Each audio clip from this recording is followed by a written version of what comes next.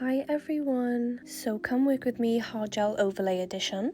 First things first, I'm going to debulk about 60 to 80% of the product. Then I'm just going to go in with the Erin bit from Katie Barnes. This pushes back the cuticle area while also taking off the dead cuticle on the nail plate. Here I'm just dusting off the nails.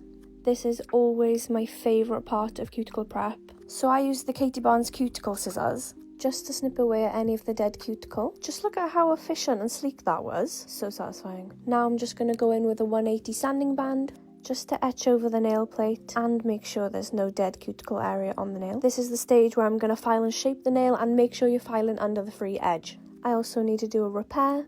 Thoroughly wipe over the nail plate with a cleanser, really making sure there's no debris left on the nail plate.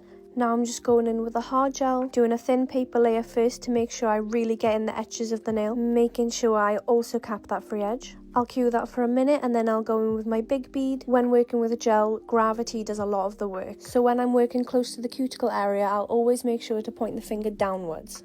I'll then always go in with a fine liner brush just to get that product close to the side walls and the cuticle area. And then I'll always flip the nail over to get that really good apex. I'll just keep it there for a few seconds, just until it's at the apex that I want.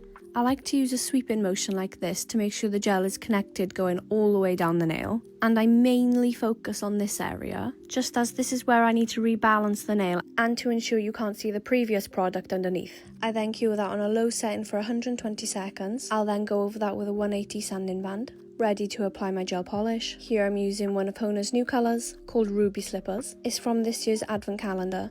And it's just this nice glitter red. When using a glitter polish, I like to use thin, light strokes just so I'm distributing that glitter evenly. Then I'm going in with a blob of another colour from the advent calendar called Dazzle to create a sort of 3D bauble. These shots are absolutely atrocious because my hair kept getting in it. But regardless, I'm using Hona's Mirror Silver detail paint. Then I'm just using a white detail paint to paint the bow and the star on top of the tree.